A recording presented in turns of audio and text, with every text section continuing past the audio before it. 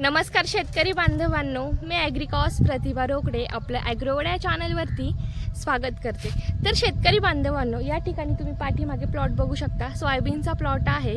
तर आत्ता ह्या सोयाबीनची जर मी परिस्थिती बघितली तर खूप कमी प्रमाणात फुलधारणा झालेली आहे, त्याचबरोबर शेंगाही खूप कमी प्रमाणात लागलेल्या आहे। म्हणजेच जर फुलधारणा चांगल्या प्रकारे झाली नाही, चांगल्या पद्धतीने झाली नाही, सेटिंग व्यवस्थित झाली नाही तर शेंगांचंही प्रमाण कमी होणार आहे आणि त्यामध्ये आपलं शेतकऱ्यांचं नुकसान हे 100% होणार आहे।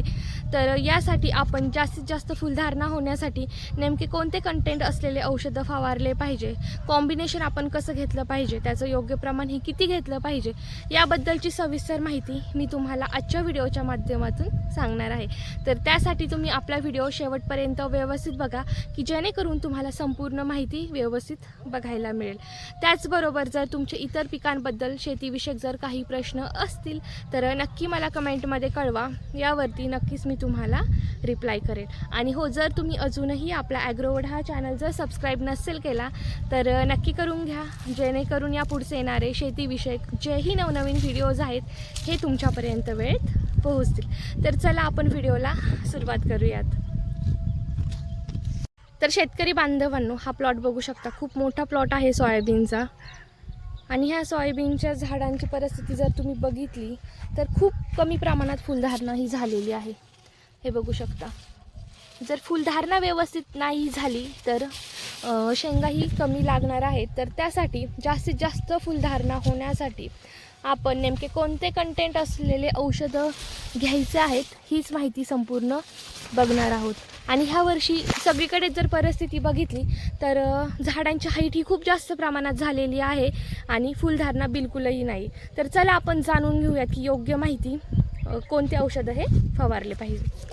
तर शेतकरी बांधवांनो, कॉम्बिनेशनमधलं पहिलं औषध म्हणजे टाटा बहार हे औषध। तर हे औषध स्पेशली फुलधारणेसाठी आहे, यामुळे खूप जास्त प्रमाणात फुलधारणाही होणार आहे, चांगल्या प्रकारे फुलधारणाही होणार आहे। तर टाटा बहार एक नंबर औषध आहे, हे तुम्ही वेगवेगळ्या पिकांवरती फुलधारणेसाठी नक्कीच फवारू शकता। तर याचा वापर करत असताना याचं प्रमाण तुम्हाला 40 ml 15 लिटरच्या पंपसाठी असं घ्यायचं आहे, यामुळे 100% रिझल्ट हे तुम्हाला छानपैकी बघायला मिळणार आहेत। तर हे झालं पहिलं औषध। यानंतरचं दुसरं औषध म्हणजे की आदामा या कंपनीचं बॅराझाईट हे औषध। हे कीटकनाशक आहे।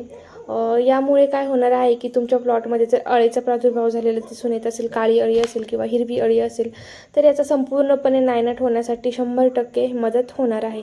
आता यामध्ये तुम्ही बॅराझाईट घेऊ शकता किंवा प्रोफेक्स सुपर नावाने जे मार्केटमध्ये औषध उपलब्ध आहे ते घेऊ शकता, दोन्हीपैकी कोणतंही औषध घेऊ शकता।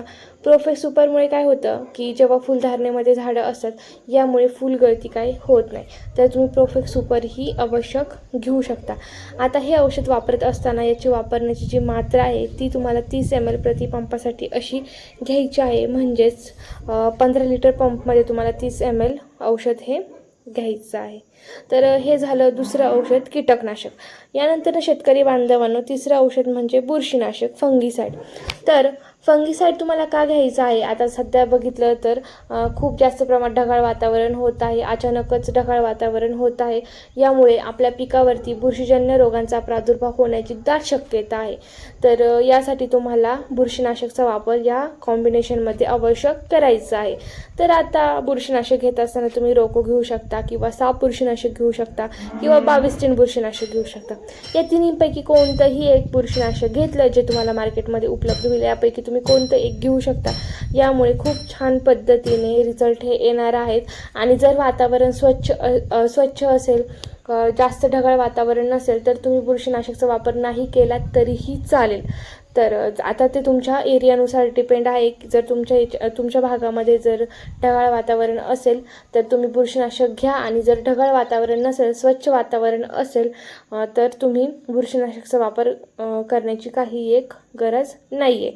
आता जर तुम्ही बुरशीनाशक वापरणार असाल तर याचं वापर करताना याचं प्रमाण तुम्हाला 30 ग्रॅम प्रति पंपासाठी असं घ्यायचं आहे। म्हणजे शेतकरी बांधवांनो, 15 लिटर पंपसाठी तुम्हाला 30 ग्रॅम औषधाचा वापर हा करायचं आहे. तर हे कॉम्बिनेशनमध्ये मी तुम्हाला 3 औषधं सांगितलेले आहेत. यामुळे खूप छान पद्धतीने तुम्हाला रिझल्ट हे मिळणार आहेत.